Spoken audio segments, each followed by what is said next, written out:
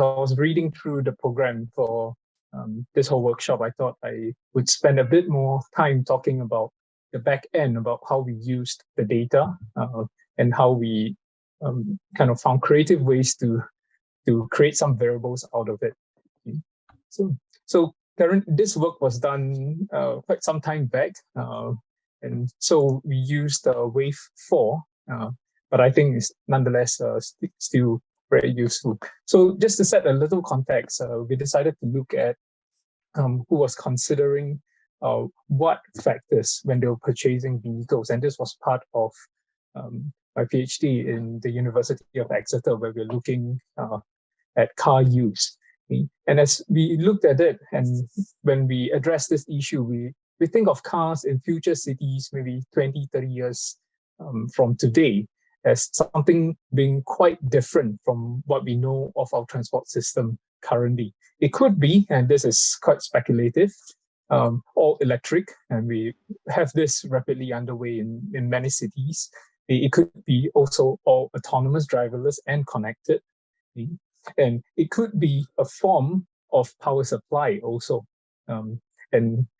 Some of my colleagues are working in this. And the most radical idea of all, which we were exploring, is that perhaps cars will not be owned by individuals, but owned by cities as a shared, kind of shared good. But all this have implications on car ownership. And if it has implications on car ownership, it would have implications on car purchases. So our fundamental question that we had was, what were people looking at when purchasing cars, and how could we influence this decision that people were making? Because car purchase, when compared to normal items that we purchase, for example, a piece of electrical item, you're probably thinking of using it for 2, 3, 4 years before it gives way. But if you're purchasing a car, you're probably thinking of using it in the longer term. And in Asia or in Singapore, where I am, when people purchase cars, we would at least use it for 10 years. So it's a purchase that you would use and constantly use it on a daily basis. So we're thinking of targeting the biggest purchase. And interestingly, Understanding Society provided us this data.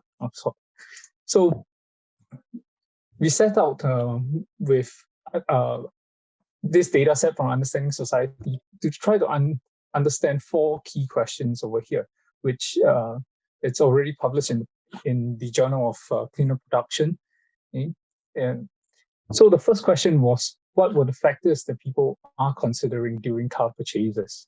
Okay? And do pro-environmental attitudes translate into environmental considerations during car purchases? Okay? Thirdly, do that pro-environmental behavior that they're doing on a daily basis or periodically actually predict their consideration of car purchases, or is it separated? And lastly, who would consider car-related factors? So we're looking at their considerations and who are these people. So we used Wave 4 of Understanding Society, so it's 2013 to 2014. And they asked the questions to people who had cars in their household and were involved in decisions of car or van purchases. And that gave us a very big sample of 21,992 people. And with that, we had some interesting variables. I think also showed the breakdown of the different parts of each wave. And so we were particularly interested in the transport behavior section of it, which looked at car purchase considerations. And you can see over here, this is taken from the website. There were 12 features that were given to participants, and all of them would be involved in decision-making when purchasing a vehicle. So they look. Okay. So what we did was we looked at these 12 factors, and we did principal component analysis to identify 3 groups of considerations. The first one being environmental, second one utility, and the last one was image consciousness. Okay, so we saw that most participants, most respondents would actually consider more than one. If you can see in the Venn diagram over here, 38% of respondents, they would consider at least one in each of the three components. So that answered our first question. What were some of the considerations that people were looking at? So they were looking at image, the utility, and also finally the one that we were interested in, the environmental factors. And in addition to that, we had a whole rich library of independent variables which we could look at. And this came from the other parts of the wave, where they looked at climate change or environmental attitudes. So again, I took this from the website. You can see that they asked two interesting questions. The first one was that whether they believed in the statement that people in the UK will be affected by climate change in the next 30 years or the next 200 years. And we used this to create a new variable called the climate change concern. And we looked at climate change engagement and detachment also within the same environmental module, because there were 8 other questions, which when we looked at it, we thought they were very much related and could we create a skill? And we found that there were 2 underlying components to this. So we added them up and we called them climate change engagement and climate change detachment. And the last one, we wanted to look at some spillover. So using the same questions that Walter presented earlier, we saw that the underlying factor structure, we could add them all up together and take a mean score out of them, to create a score for pro-environmental behaviors. However, when we ran the analysis, we realized that actually it is not like what previous papers found. So we decided to model each of the 11 pro-environmental behaviors. However, we do categorize them into, for example, household behaviors, which is like, for example, the televisions, the lights, the taps, and transport-related behaviors, for example, using public transport or purchasing behaviors, where you use buy recycled paper products, not using the plastic bags. So in addition to that, we looked at a whole range of social demographic variables also. So the one that we used that was different was the monthly household income, which we then divided them into quintiles using the OECD's modified scale. And you could see we had a whole range of social demographic variables, including the location, which came out to be quite an interesting result for us. Okay. So I'll just quickly run through the 4 research questions and the findings for each. So for the first one, we found the 3 different factors that were considered: environmental, utility, and image. Okay. And what was concerning to us is only half the participants would consider environmental features during the decision making. So for the second question, does pro-environmental attitudes translate into environmental considerations?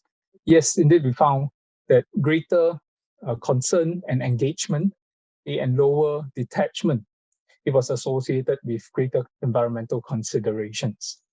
And thirdly, we wanted to see the relationship between the pro-environmental behaviors that they were doing. So interestingly, when we looked at the household behaviors and shopping behaviors, they were associated with a higher likelihood of environmental considerations. However, when we looked at the transport pro-environmental behaviors, it was a more complex story over here. So those who were using more car sharing, taking fewer flights, they were associated with higher likelihood of environmental considerations. However, those who were consciously deciding on a daily basis to use public transport or to walk or cycle, they actually did not have a higher likelihood for environmental considerations. And finally, who are the people who considered these factors? So we found non-white ethnic respondents showed greater considerations. And this was even after controlling for all other factors. And respondents in Scotland, compared to England and many other parts of um, south of Scotland, reported greater environmental considerations. And those living in the urban areas reported higher considerations. And interestingly, those in the highest income quintile were least likely to report environmental considerations. And unsurprising, they reported higher image related considerations. Okay, so in conclusion, what we found was that we are able to use from our data and our findings to identify the population segments that are more likely and more willing to consider zero or ultra low emission vehicles, and to try to target them as early adopters. And we found that it challenged previous assumptions that those who were rich and those who were educated were actually more likely to consider the environment, or to prioritize environmental factors, especially during car purchases. And lastly, something that we took a bit of time to try to make sense of the finding was, why was the consideration significantly higher in Scotland compared to the other regions? And eventually we thought maybe perhaps it's the differentiated policies and the specific green policies that were passed in Scotland. So we suggested from there to look more into why there is this difference between Scotland and the rest of the regions. So this results, even though it was in the UK, but it was ultra helpful, especially when I moved back to Asia, and I brought this results, and it was only possible with this huge data set with a lot of variables. The policymakers found that it was very useful in helping to identify these potential trends and ways in which they could think of interventions in their policy making. So I think this is the end of the presentation. I think we could I can take on more questions later in the Q&A.